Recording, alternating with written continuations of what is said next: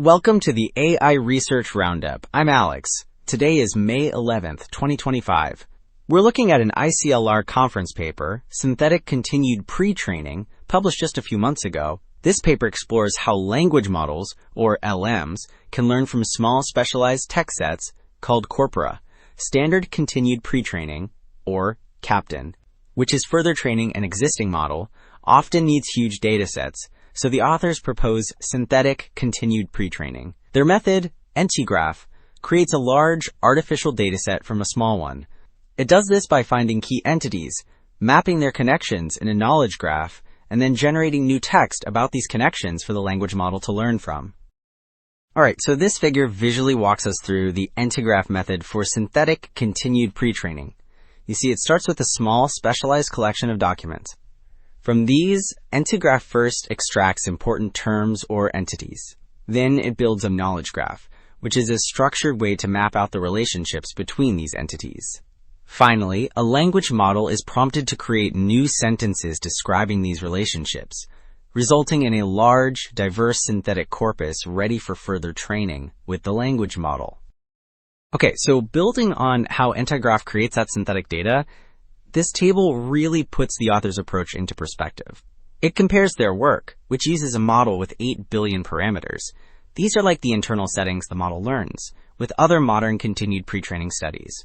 You can see those other projects often use models of similar or even larger size, but train them with billions of tokens, which are the basic units of text, like words or parts of words. In contrast, this paper's setting uses just 1.3 million tokens. This huge difference really underscores their focus on data efficiency.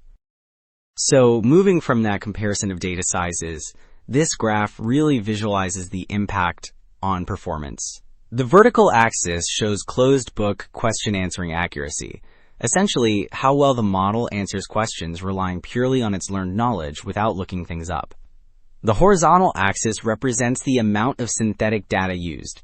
You can see the pink line for EntiGraph continued pre-training climbing impressively. This improvement scales log linearly, meaning accuracy consistently rises in a predictable way as more synthetic tokens are added. It clearly outperforms the baselines, which are simpler comparison methods like raw continued pre-training on just the original data.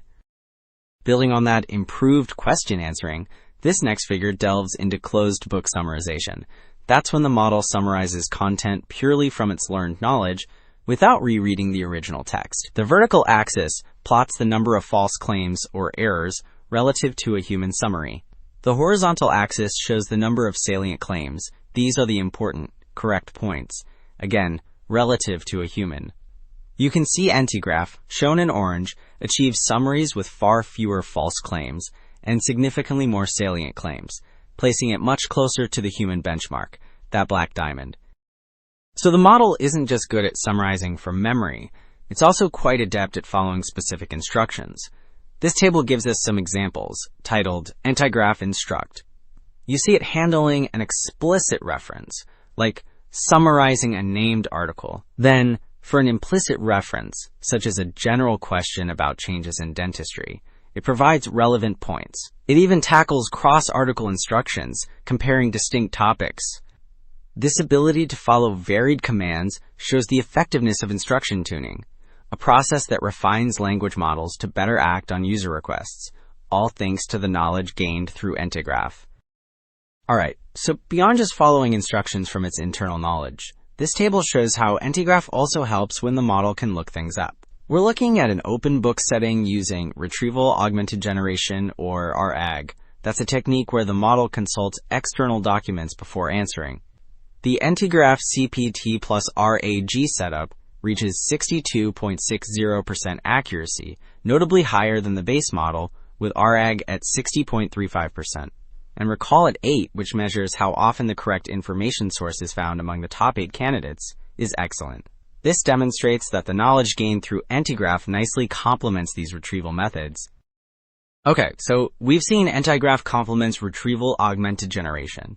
Now this table digs into how much the synthetic data actually resembles the original source material. It shows the percentage of token n-grams, which are sequences of n-text units like words that overlap. For EntiGraph, The overlap with longer original phrases, say 16 tokens, drops to 0. The rephrase method, a simpler comparison, still shows some overlap there.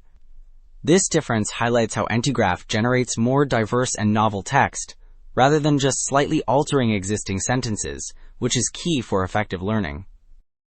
So, this ability of EntiGraph to create genuinely new text, rather than just rehashed sentences, is really at the heart of its success. The main takeaway is how synthetic continued pretraining offers a solution for teaching models from small datasets.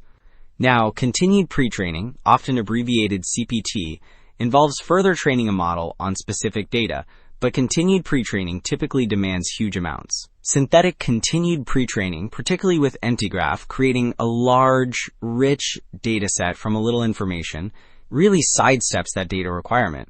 This method dramatically improves how well models handle knowledge-heavy tasks. That's all for this AI Research Roundup. Thanks for tuning in.